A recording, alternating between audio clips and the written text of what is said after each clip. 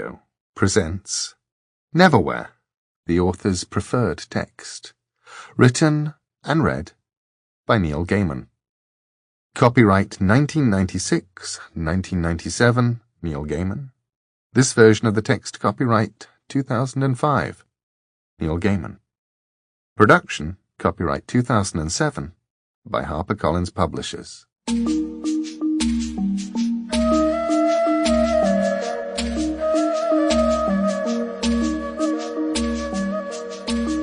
Neverwhere.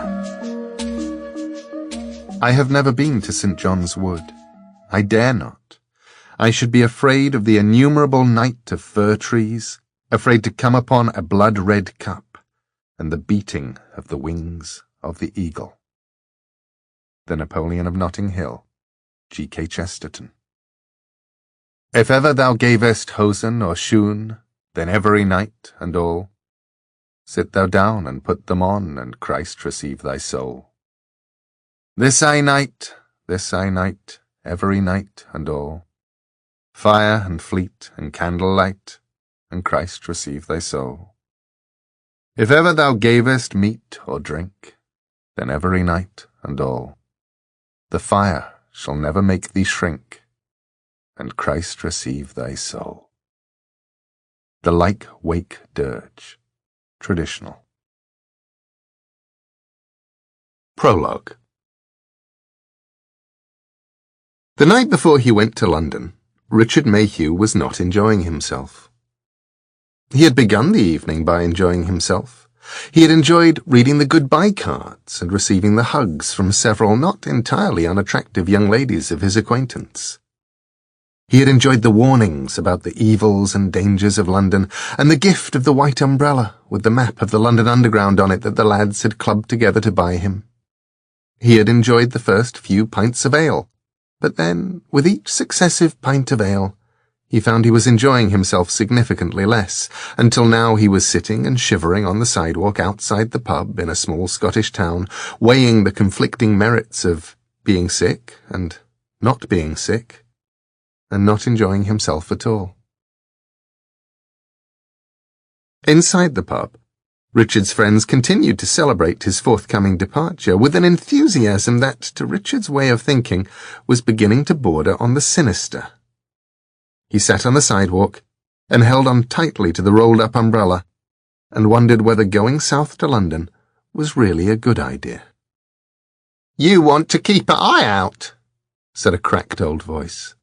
"They'll be moving you on before you can say Jack Robinson, or taking you in, I wouldn't be surprised." Two sharp eyes stared out from a beaky, grimy face. "You all right?" "Yes, thank you," said Richard. He was a fresh-faced, boyish young man, with dark, slightly curly hair and large hazel eyes. He had a rumpled, just-woken-up look to him, which made him more attractive to the opposite sex than he would ever understand or believe. The grimy face softened. "Here, poor thing," she said, and pushed a 50-pence piece into Richard's hand. "How long you been on the streets, then?" "I'm not homeless," explained Richard, embarrassed, attempting to give the old woman her coin back. "Please, take your money. I'm fine. I just came out here to get some air. I go to London tomorrow," he explained. She peered down at him suspiciously, then took back her 50-pence and made it vanish beneath the layers of coats and shawls in which she was enveloped. "I've been to London," she confided. "I was married in London, but he was a bad lot. Me mam told me not to go marrying outside, but I was young and beautiful, although you'd never credit it today, and I followed my heart." "I'm sure you did," said Richard, embarrassed. The conviction that he was about to be sick was starting, slowly, to fade. "Fat lot of good it done me. I've been homeless, so I know what it's like," said the old woman. "That's why I thought you was. What you going to London for?" "I've got a job," he told her proudly. "Doing what?" she asked. Securities," said Richard. "I was a dancer," said the old woman, and she tottered awkwardly around the sidewalk, humming tunelessly to herself. Then she teetered from side to side like a spinning top coming to rest, and finally she stopped, facing Richard. "Hold out your hand," she told him, "and I'll tell your fortune." He did as he was told. She put her old hand into his and held it tightly, and then she blinked a few times, like an owl who had swallowed a mouse that was beginning to disagree with it. "You got a long way to go," she said, puzzled. "London," Richard told her.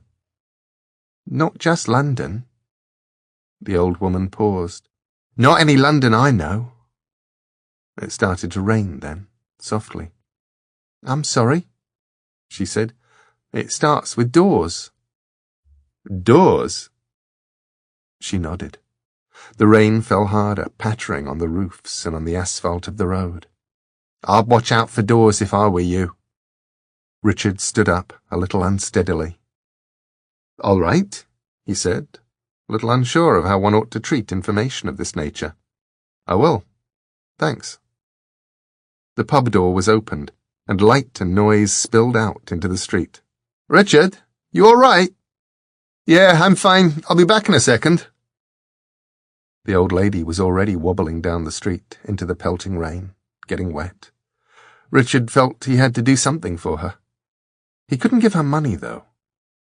He hurried after her, down the narrow street, the cold rain drenching his face and hair. "Here," said Richard.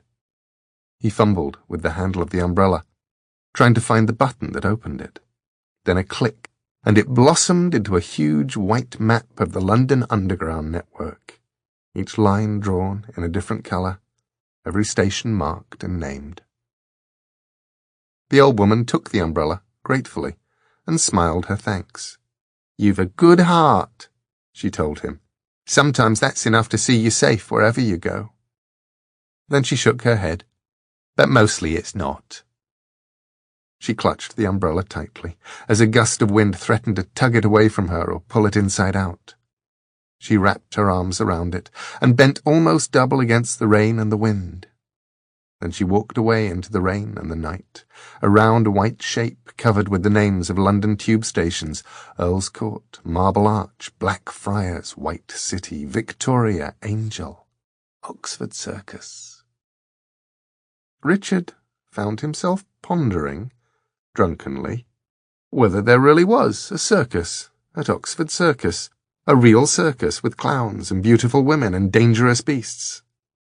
The pub door opened once more, a blast of sound as if the pub's volume control had just been turned up high. "Richard, you wanker! It's your bloody party and you're missing all the fun." He walked back in the pub, the urge to be sick lost in all the oddness. "You look like a drowned rat," said someone. "You've never seen a drowned rat," said Richard. Someone else handed him a large whiskey. "Here, get that down you. That'll warm you up. You know you won't be able to get real Scotch in London." "I'm sure I will," sighed Richard. Water was dripping from his hair into his drink. "They have everything in London." And he downed the Scotch, and after that someone bought him another. And then the evening blurred and broke up into fragments, and afterward he remembered only the sense that he was leaving somewhere small and sensible that made sense, for somewhere huge and old that didn't, and vomiting interminably into a gutter flowing with rainwater somewhere in the small hours of the morning, and a white shape marked with strange coloured symbols like a little round beetle walking away from him in the rain. The next morning, Richard got on the train to London, for the 6-hour journey south that would bring him to the strange Gothic spires and arches of St. Pancras Station.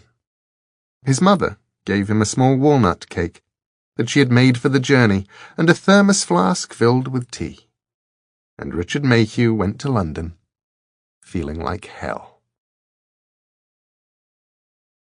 Chapter 1. She had been running for 4 days now, a harum-scarum tumbling flight through passages and tunnels. She was hungry and exhausted and more tired than a body could stand, and each successive door was proving harder to open. After 4 days of flight, she had found a hiding place, a tiny stone burrow under the world where she would be safe, or so she prayed, and at last she slept. Mr. Croup had hired Ross at the last floating market, which had been held in Westminster Abbey. "Think of him," he told Mr. Vandermeer, "as a canary." "Sings?" asked Mr. Vandermeer. "I doubt it. I sincerely and utterly doubt it." Mr. Croup ran a hand through his lank orange hair. "No, my fine friend, I was thinking metaphorically, more along the lines of the birds they take down mines." Mr. Vandermeer nodded, comprehension dawning slowly. Yes, a canary. Mr. Ross had no other resemblance to a canary. He was huge, almost as big as Mr. Vandermeer, and extremely grubby and quite hairless, and he said very little, although he had made a point of telling each of them that he liked to kill things, and he was good at it. And this amused Mr. Croup and Mr. Vandermeer, much as Genghis Khan might have been amused by the swagger of a young Mongol who had recently pillaged his first village or burnt his first yurt. He was a canary, and he never knew it. So Mr. Ross went first in his filthy t-shirt and his crusted blue jeans, and Croup and Vandermeer walked behind him in their elegant black suits. There are 4 simple ways for the observant to tell Mr. Croup and Mr. Vandermeer apart.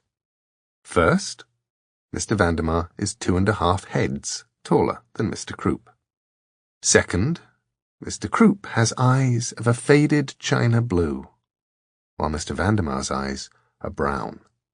Third, while Mr. Vandermeer fashioned the rings he wears on his right hand out of the skulls of 4 ravens, Mr. Croup has no obvious jewellery. Fourth, Mr. Croup likes words, while Mr. Vandermeer is always hungry. Also, they look nothing at all alike. A rustle in the tunnel darkness. Mr. Vandermeer's knife was in his hand, and then it was no longer in his hand, and it was quivering gently almost 30 feet away. He walked over to his knife and picked it up by the hilt. There was a grey rat impaled on the blade, its mouth opening and closing impotently as the life fled. He crushed its skull between finger and thumb. "Now, there's one rat that won't be telling any more tales," said Mr. Croup. He chuckled at his own joke. Mr. Vandermeer did not respond. "Rat tails, get it?" Mr. Vandermeer pulled the rat from the blade and began to munch on it thoughtfully, head first. Mr. Croup slapped it out of his hands. "Stop that," he said. Mr. Vandermeer put his knife away, a little sullenly. "Back up," hissed Mr. Croup encouragingly. "There will always be another rat. Now, onward. Things to do, people to damage." 3 years in London had not changed Richard, although it had changed the way he perceived the city. Richard had originally imagined London as a grey city, even a black city, from pictures he had seen, and was surprised to find it filled with colour. It was a city of red brick and white stone, red buses and large black taxis, which were often, to Richard's initial puzzlement, gold or green or maroon, bright red postboxes and green grassy parks and cemeteries. It was a city in which the very old and the awkwardly new jostled each other, not uncomfortably, but without respect. A city of shops and offices and restaurants and homes, of parks and churches, of ignored monuments and remarkably unpalatial palaces. A city of hundreds of districts with strange names, Crouch End, Chalk Farm, Earl's Court, Marble Arch, and oddly distinct identities. A noisy, dirty, cheerful, troubled city which fed on tourists, needed them as it despised them, in which the average speed of transportation through the city had not increased in 300 years, following 500 years of fitful road widening and unskillful compromises between the needs of traffic, whether horse-drawn or more recently motorized, and the needs of pedestrians. A city inhabited by and teeming with people of every colour and manner and kind. When he had first arrived, he had found London huge, odd, fundamentally incomprehensible, with only the tube map, that elegant multicolored topographical display of underground railway lines and stations, giving it any semblance of order. Gradually he realized that the tube map was a handy fiction that made life easier, but bore no resemblance to the reality of the shape of the city above. Like belonging to a political party, he thought once proudly, and then, having tried to explain the resemblance between the tube map and politics at a party to a cluster of bewildered strangers, he had decided in the future to leave political comment to others. He continued, slowly, by a process of osmosis and white knowledge, which is like white noise, only more informative, to comprehend the city, a process which accelerated when he realized that the actual city of London itself was no bigger than a square mile, stretching from Aldgate in the east to Fleet Street and the law courts of the Old Bailey in the west, a tiny municipality now home to London's financial institutions, and that was where it had all begun. 2,000 years before, London had been a little Celtic village on the north shore of the Thames, which the Romans had encountered and settled in. London had grown, slowly, until roughly 1,000 years later it met the tiny royal city of Westminster immediately to the west, and once London Bridge had been built, London met the town of Southwark, directly across the river. And it continued to grow, fields and woods and marshlands slowly vanishing beneath the flourishing town, and it continued to expand, encountering other little villages and hamlets as it grew, like Whitechapel and Deptford to the east, Hammersmith and Shepherd's Bush to the west, Camden and Islington in the north, Battersea and Lambeth across the Thames to the south, absorbing all of them as it grew, just as a pool of mercury encounters and incorporates smaller beads of mercury, leaving only their names behind. London grew into something huge and contradictory. It was a good place and a fine city, but there is a price to be paid for all good places, and a price that all good places have to pay. After a while, Richard found himself taking London for granted. In time, he began to pride himself on having visited none of the sights of London, except for the Tower of London, when his Aunt Maud came down to the city for a weekend, and Richard found himself her reluctant escort. But Jessica changed all that. Richard found himself on otherwise sensible weekends accompanying her to places like the National Gallery and the Tate Gallery, where he learned that walking around museums too long hurts your feet, that the great art treasures of the world all blur into each other after a while, and that it is almost beyond the human capacity for belief to accept how much museum cafeterias will brazenly charge for a slice of cake and a cup of tea. "Here's your tea and your eclair," he told her. "It would have cost less to buy one of those Tintorettos." "Don't exaggerate," said Jessica cheerfully. "Anyway, there aren't any Tintorettos at the Tate." "I should have had that cherry cake," said Richard. "Then they would have been able to afford another Van Gogh." "No," said Jessica accurately, "they wouldn't." Richard had met Jessica in France on a weekend break in Paris 2 years earlier, had in fact discovered her in the Louvre while trying to find the group of his office friends who had organized the trip. Staring up at an immense sculpture, he had stepped backwards into Jessica, who was admiring an extremely large and historically important diamond. He tried to apologize to her in French, which he did not speak, and so gave up and began to apologize in English, and then tried to attempt to apologize in French for his having to apologize in English, until he noticed that Jessica was about as English as it was possible for any one person to be, by which time she had him buy her an expensive French sandwich and some overpriced fizzy apple juice by way of apology. And, well, that was the start of it all, really. He had never been able to convince Jessica that he wasn't the kind of person who went to art galleries after that. On weekends, when they did not go to art galleries or to museums, Richard would trail behind Jessica as she went shopping, which she did, on the whole, in affluent Knightsbridge, a short walk and an even shorter taxi ride from her flat in a Kensington mews. Richard would accompany Jessica on her tours of such huge and intimidating emporia as Harrods and Harvey Nichols, stores where Jessica was able to purchase anything from jewellery to books to the week's groceries. Richard had been awed by Jessica, who was beautiful and often quite funny, and was certainly going somewhere. And Jessica saw in Richard an enormous amount of potential, which, properly harnessed by the right woman, would have made him the perfect matrimonial accessory.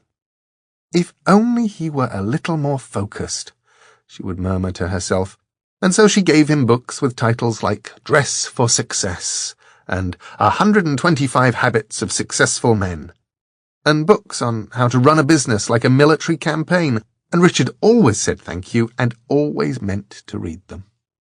In Harvey Nichols' men's fashion department, she would pick out for him the kinds of clothes she thought that he should wear, and he wore them, during the week anyway. And a year to the day after their first encounter, she told him she thought it time that they went shopping for an engagement ring. "Why'd you go out with her?" asked Gary, in corporate accounts, 18 months later. "She's terrifying." Richard shook his head. "She's really sweet, once you get to know her." Gary put down the plastic troll he had picked up from Richard's desk. "I'm surprised she still lets you play with these." "The subject has never come up," said Richard, picking up one of the creatures from his desk. It had a shock of day-glow orange hair and a slightly baffled expression, as if it were lost. The subject had indeed come up. Jessica had, however, convinced herself that Richard's troll collection was a mark of endearing eccentricity, comparable to Mr. Stockton's collection of angels.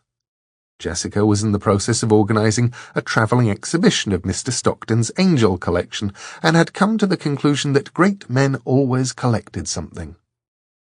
In actuality, Richard did not really collect trolls. He'd found a troll on the street outside the office, and in a vague and pretty vain attempt at injecting a little personality into his working world, he had placed it on his computer monitor. The others had followed over the next few months, gifts from colleagues who had noticed that Richard had a penchant for the ugly little creatures. He had taken the gifts and positioned them strategically about his desk, beside the telephones and the framed photograph of Jessica. Today, the photograph had a yellow post-it note stuck to it. It was a Friday afternoon. Richard had noticed that events were cowards. They didn't occur singly, but instead they would run in packs and leap out at him all at once. Take this particular Friday, for example. It was, as Jessica had pointed out to him at least a dozen times in the last month, the most important day of his life. Not the most important day of her life, of course. That would come one day in the future, when, Richard had no doubt, they would make her Prime Minister, or Queen, or God. But it was, without question, the most important day of his life. And so it was unfortunate that, despite the post-it note Richard had left on his fridge door at home, and the other post-it note he had placed on the photograph of Jessica on his desk, he had forgotten about it completely and utterly.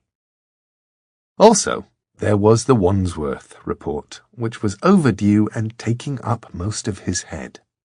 Richard checked another row of figures, then he noticed that page 17 had vanished, and he set it up to print out again, and another page down, and he knew that if he were only left alone to finish it, if, miracle of miracles, the phone did not ring. It rang.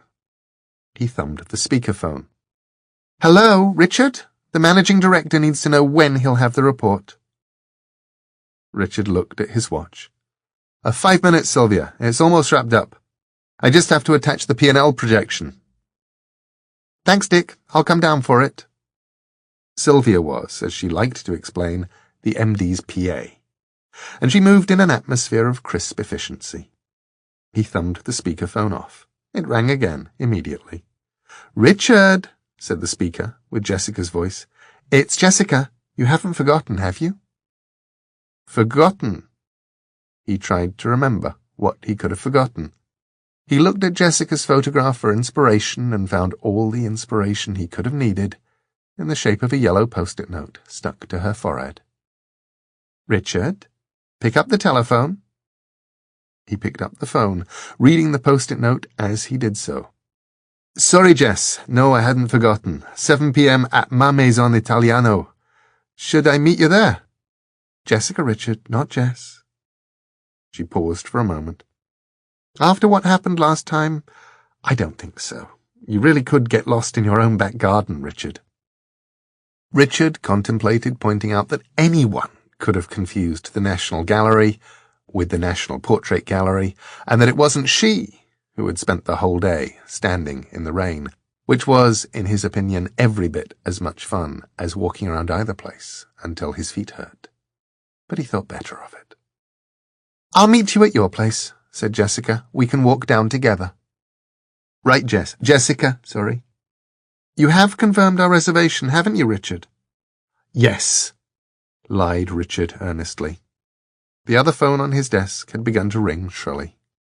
Jessica, look, Good, said Jessica, and she broke the connection.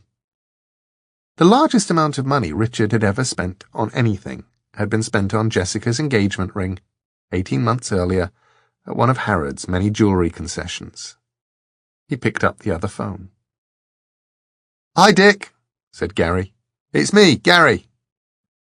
Gary sat a few desks down from Richard. He waved at Richard from his own gleamingly troll-free desk. Are we still on for drinks? You said we could go over the Merstham account. Oh, get off the bloody phone, Gary, of course we are. Richard put down the phone. There was a telephone number at the bottom of the post-it note. Richard had written the post-it note to himself several weeks earlier, and he had made the reservation. He was almost certain of that. But he had not confirmed it. He had kept meaning to, but there had been so much to do, and Richard had known that there was plenty of time. But events run in packs. Sylvia was now standing next to him. Dick? The Wandsworth report? Almost ready, Sylvia. Look, just hold on a sec, can you? He finished punching in the number, breathed a sigh of relief when somebody answered, Ma maison, can I help you? Yes, said Richard. A table for 3 for tonight. I think I booked it, and if I did, I'm confirming the reservation, and if I didn't, I wondered if I could book it. Please. No, they had no record of a table for tonight in the name of Mayhew, or Stockton, or Bartram, Jessica's surname. And as for booking a table, it wasn't the words that Richard found so unpleasant. It was the tone of voice in which the information was transmitted. A table for tonight should certainly have been booked, years before, perhaps, it was implied, by Richard's parents. A table for tonight was impossible. If the Pope, the Prime Minister, and the President of France arrived this evening without a confirmed reservation, even they would be turned out into the street with a continental jeer. But as for my fiancé's boss, I know I should have phoned before. There are only 3 of us. Can't you please? They had put down the phone. Richard, said Sylvia, the MD's waiting. Do you think, asked Richard, they'd give me a table if I phoned back and offered them extra money? In her dream, they were all together in the house. Her parents, her brother, her baby sister. They were standing together in the ballroom, staring at her. They were all so pale, so grave. Portia, her mother, touched her cheek and told her that she was in danger. In her dream, Dor laughed and said she knew. Her mother shook her head. No, now she was in danger. Now! Dor opened her eyes. The door was opening quietly. She held her breath. Footsteps, quiet on the stone. Perhaps he won't notice me, she thought. Perhaps he'll go away. And then she thought, desperately, I'm hungry. The footsteps hesitated. She was well hidden, she knew, under a pile of newspapers and rags, and it was possible that the intruder meant her no harm. Can't he hear my heartbeat? She thought. And then the footsteps came closer, and she knew what she had to do, and it scared her. A hand pulled the covers off her, and she looked up into a blank, utterly hairless face, which creased into a vicious smile. She rolled then, and twisted, and the knife blade aimed at her chest caught her in the upper arm. Until that moment, she had never thought she could do it. Never thought she would be brave enough, or scared enough, or desperate enough to dare. But she reached up one hand to his chest, and she opened. He gasped and tumbled onto her. It was wet and warm and slippery, and she slithered and staggered out from under the man, and she stumbled out of the room.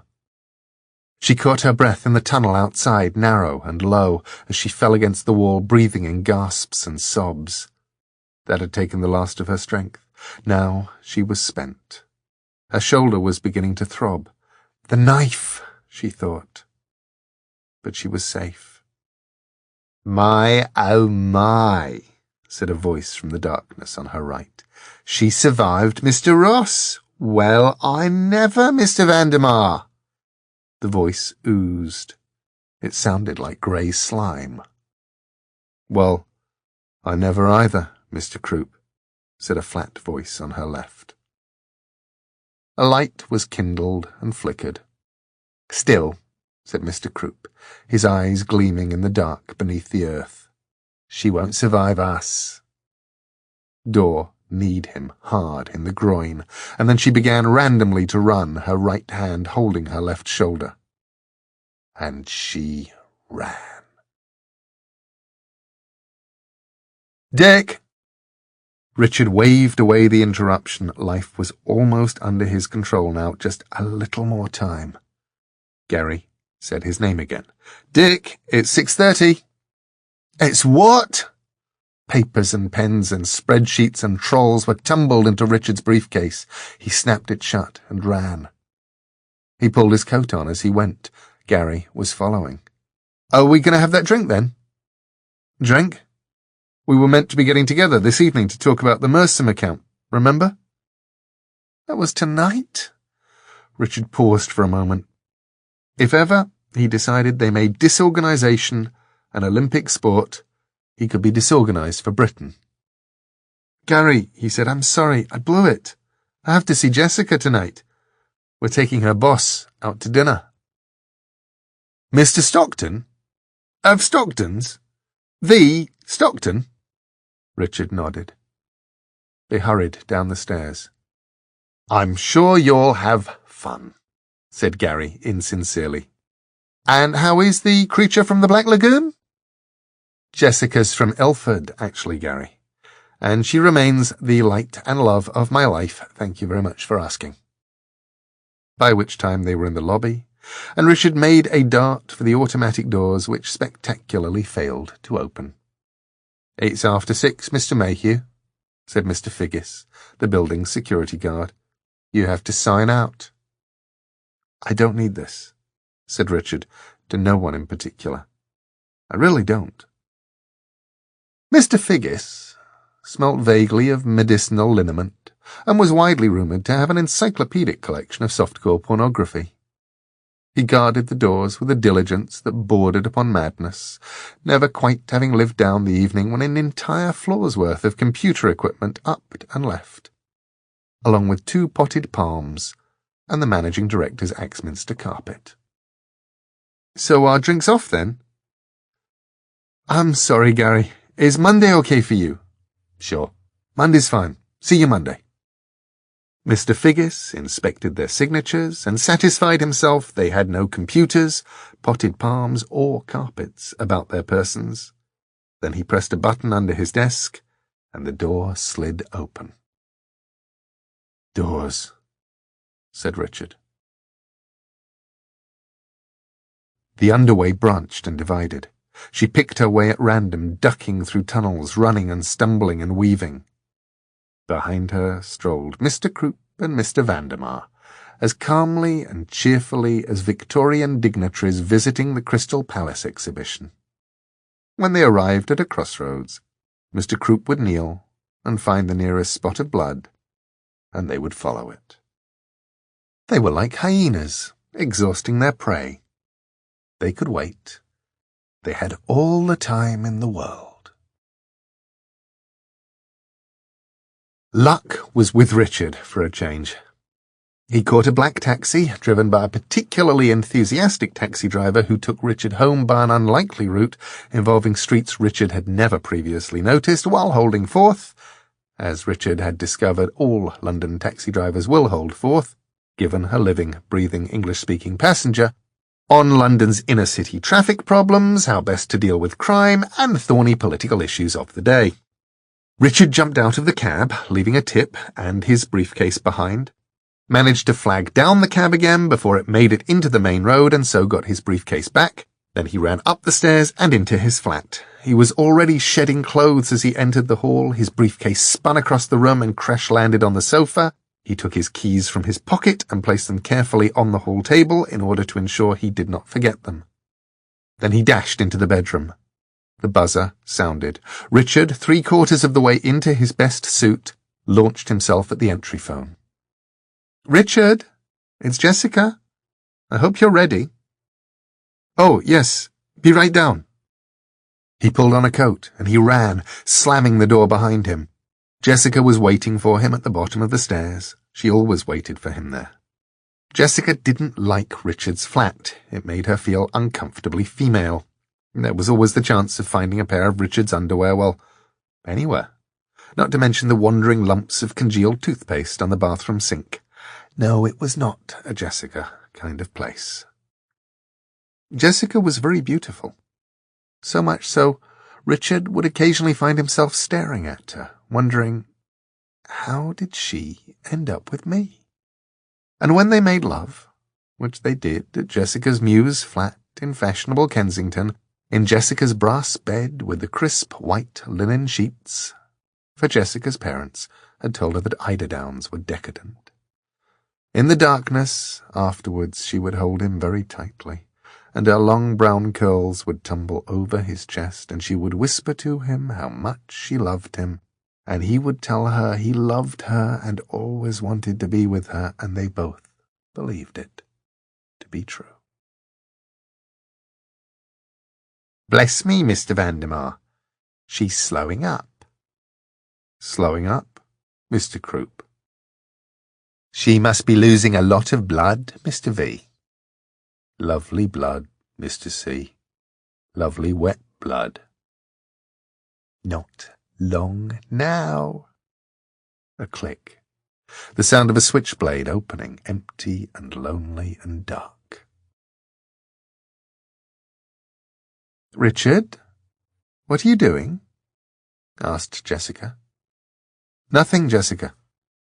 You haven't forgotten your keys again, have you?" "No, Jessica." Richard stopped patting himself and pushed his hands deep into the pockets of his coat. "Now, when you meet Mr. Stockton tonight," said Jessica, "you have to appreciate that he's not just a very important man. He's also a corporate entity in his own right." "I can't wait," sighed Richard. "What was that, Richard?" "I can't wait," said Richard rather more enthusiastically.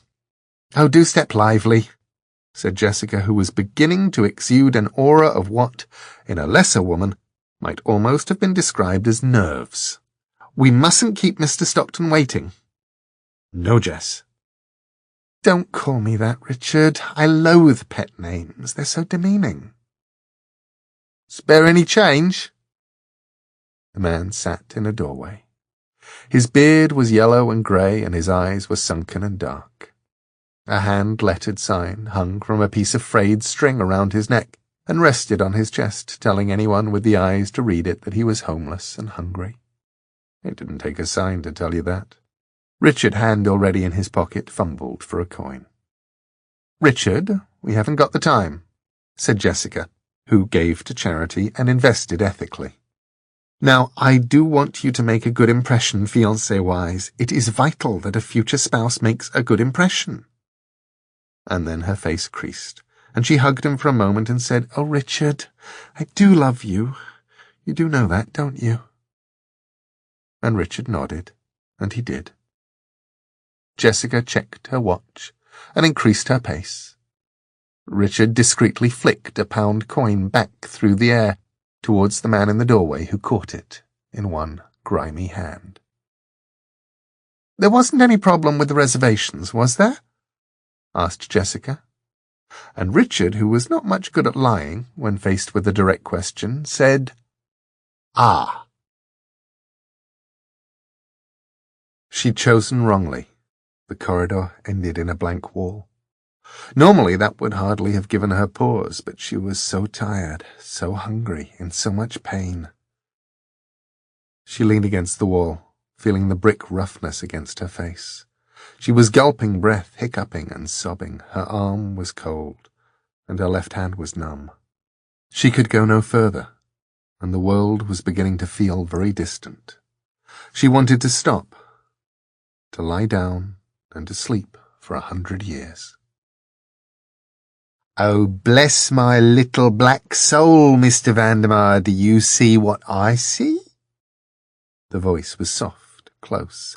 They must have been nearer to her than she had imagined.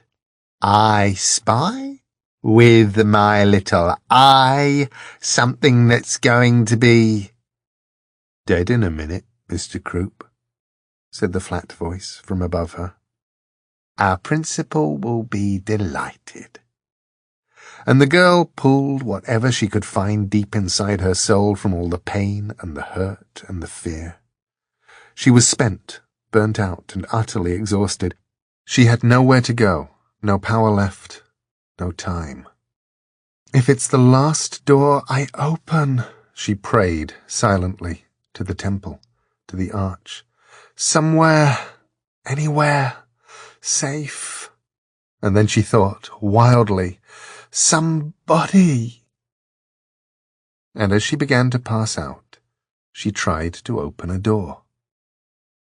As the darkness took her, she heard Mr. Croup's voice as if from a long way away.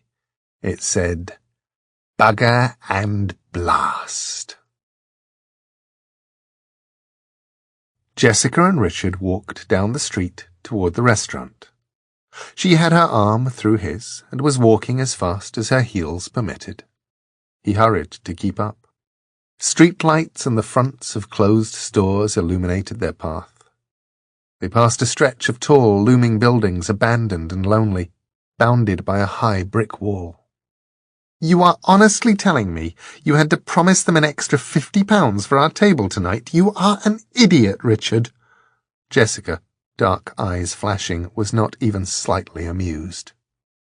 "They had lost my reservation, and they said all the tables were booked." The steps echoed off the high walls.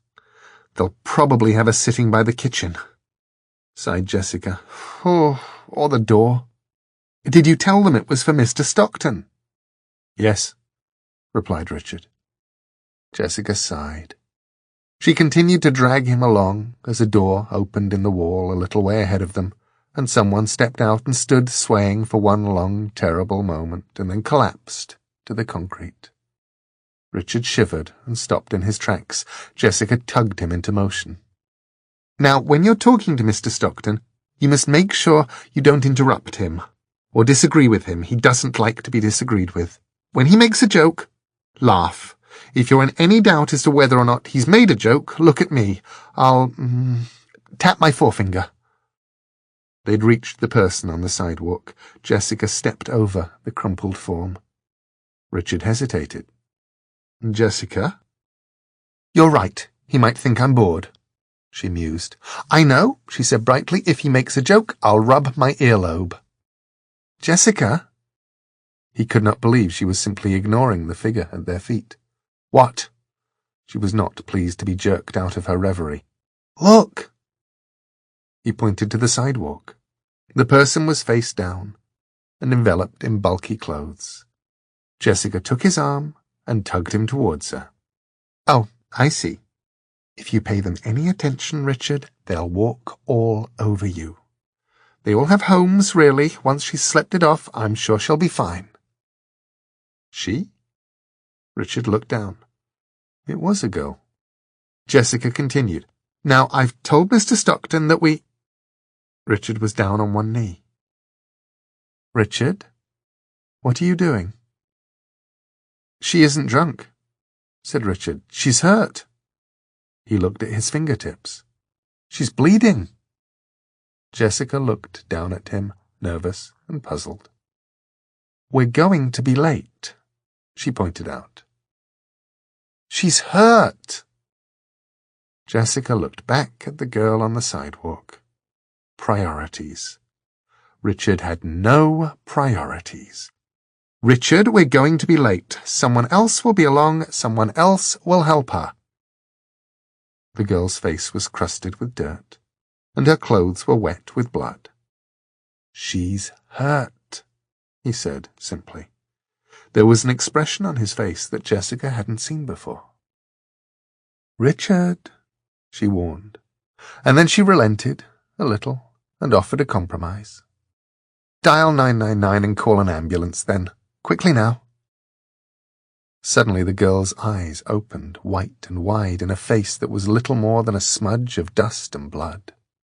"Not a hospital. Please, they'll find me. Take me somewhere safe. Please?" Her voice was weak. "You're bleeding," said Richard. He looked to see where she had come from, but the wall was blank and brick and unbroken. He looked back to her still form and asked, "Why not a hospital?" "Help me," the girl whispered, and her eyes closed. Again he asked her, "Why don't you want to go to the hospital?" This time there was no answer at all. "When you call the ambulance," said Jessica, "don't give your name.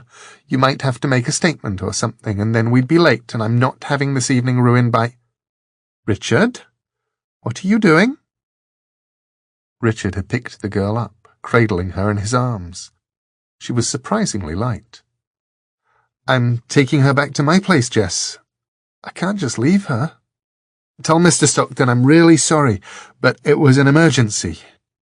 I'm sure he'll understand." "Richard Oliver Mayhew," said Jessica coldly. "You put that young person down and come back here this minute, or this engagement is at an end as of now. I'm warning you." Richard felt the sticky warmth of blood soaking into his shirt. Sometimes, he realized, there is nothing you can do. He walked away. Jessica stood there on the sidewalk, watching him ruin her big evening, and her eyes stung with tears. After a while, he was out of sight, and then, and only then, did she say, loudly and distinctly and unladylike, "Shit!" and fling her handbag as hard as she could onto the ground, hard enough to scatter her mobile phone and her lipstick and her diary and a handful of tampons across the concrete. And then, because there was nothing else to do, she picked them all up and put them back into her handbag and walked back down to the restaurant to wait for Mr. Stockton. Later, as she sipped her white wine, she tried to come up with plausible reasons why her fiancé was not with her, and found herself wondering desperately whether or not she could simply claim that Richard was dead. "It was very sudden," said Jessica, wistfully, under her breath. Richard did not, at any point on his walk, stop to think. It was not something over which he had any volition. Somewhere in the sensible part of his head, someone, a normal, sensible Richard Mayhew, was telling him how ridiculous he was being, that he should have just called the police or an ambulance, that it was dangerous to lift an injured person, that he had really, seriously, properly upset Jessica, that he was going to have to sleep on the sofa tonight, that he was spoiling his only really good suit, that the girl smelled quite dreadful. But Richard found himself placing one foot in front of the other, and, arms cramping and back hurting and ignoring the looks he got from the passers-by, he just kept walking. And after a while, he was at the ground floor door of his building, and he was stumbling up the staircase, and then he was standing in front of the door to his flat and realizing that he had left his keys on the hall table inside. The girl reached out one filthy hand to the door, and it swung open. Never thought I'd be pleased that the door hadn't latched properly, thought Richard, and he carried the girl in, closing the door behind him with his foot, and put her down on his bed. His shirt front was soaked in blood. She seemed semi-conscious. Her eyes were closed but fluttering. He peeled off her leather jacket. There was a long cut on her left upper arm and shoulder. Richard caught his breath. "Look, I'm going to call a doctor," he said quietly. "Can you hear me?" Her eyes opened wide and scared. "Please no. It'll be fine. It's not as bad as it looks. I just need sleep. No doctors." "But your arm, your shoulder." "I'll be fine. Tomorrow? Please?" It was little more than a whisper. I suppose, all right." And with sanity beginning to assert itself, he said, "Look, can I ask—" But she was asleep. Richard took an old school scarf from his closet and wrapped it firmly around her left upper arm and shoulder. He did not want her to bleed to death on his bed before he could get her to a doctor. And then he tiptoed out of his bedroom and shut the door behind him. He sat down on the sofa in front of the television and wondered what he had done.